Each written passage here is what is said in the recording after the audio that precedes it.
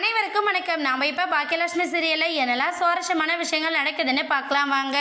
குழந்தை இல்லாமல் போனதை நினச்சி நம்ம ராதிகா ரொம்பவே வருத்தப்பட்டு இருக்கிற அந்த சமயத்தில் நம்ம கோபி ரொம்பவே கோவத்தோட வீட்டுக்கு போகிறாங்க. கோபி கோவமாக வந்திருக்கிறத பார்த்த கமலா ஒரு பக்கம் என்னாச்சு, மாப்பிள்ளை ஏதோ ரொம்ப கோவமாக வந்திருக்காரு, அவங்க அம்மாவை வீட்டை விட்டு அனுப்பிடுறது நமக்கு சந்தோஷம் தானே, இதுக்கப்புறம் நம்ம பொண்ணும் மாப்பிள்ளையும் சந்தோஷமாக இருப்பார் அப்படின்னு சொல்லிட்டு ரொம்ப தப்பு கணக்கு போடுறாங்க நம்ம கமலா. ஏன்னா நம்மள மாதிரி தான் அவங்களும் அப்படிங்கிறத யோசிக்காததுனால பல பிரச்சனைகளை ஃபேஸ் பண்ண போகிறாங்க.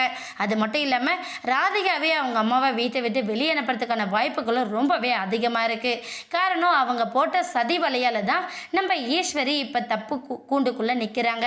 இப்போ கோபி போய் ராதிகா, நான் உன்னை கேட்குற, நீ தப்பாக எடுத்துக்காத, நீ சொன்னபடி என் அம்மா இந்த வீட்டை விட்டு வெளியில் போயிட்டாங்கல்ல, ஆனாலும் எனக்கு ஒரு சந்தேகம், அம்மா உன்னை தள்ளி விட்டாங்களா, எனக்கு அதை மட்டும் நீ நல்லா யோசிச்சு சொல்லு அப்படின்னு சொல்ல நம்ம ராதிகா, ஆமாங்க, உங்கள் அம்மாவுக்கு தான் நம்மளோட குழந்தையே பிடிக்கல, அதனால் அவங்க தான் என்னை தள்ளி விட்டுருக்கணும் அப்படின்னு சொல்லிட்டு நம்ம ராதிகாவும் சொல்கிறாங்க. உடனே கோபி வந்து தள்ளி விட்டுருப்பாங்களா அப்படின்லாம் நீ யோசிக்காத, நடந்த விஷயம் என்னவோ எனக்கு அப்படியே சொல்லு அப்படின்னு சொல்லிட்டு நம்ம கோபி கேட்க, நான் வந்து ஹாஸ்பிட்டல் போகிறேன்னு உங்ககிட்ட பேசிட்டு தண்ணி பிடிச்சிட்டு வரலான்னு சொல்லிட்டு போனேன். அப்போ உங்கள் அம்மா தான் கேட்டாங்க, கோபி இல்லாமல் ஹாஸ்பிட்டல் போக முடியாதானே, அப்போ அவங்க தானே என்னை தள்ளி விட்டுருக்கணும் அப்படின்னு சொல்கிறாங்க.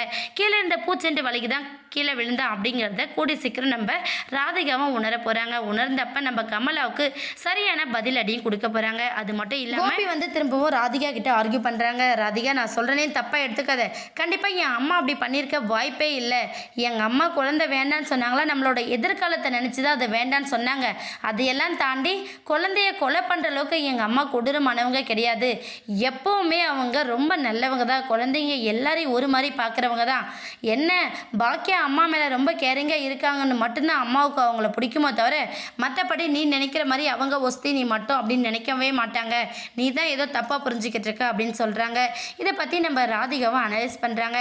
கூடிய சீக்கிரம் கமலாவோட உண்மையான சுயரூபம் வெளியே வந்தால் ரொம்பவே சுவாரஸ்யமாக இருக்கும். வெயிட் பண்ணி பார்க்கலாம். இந்த வீடியோ உங்களுக்கு பிடிச்சிருந்தா மறக்காமல் நம்ம சேனலை சப்ஸ்கிரைப் பண்ணுங்கள். தேங்க்யூ.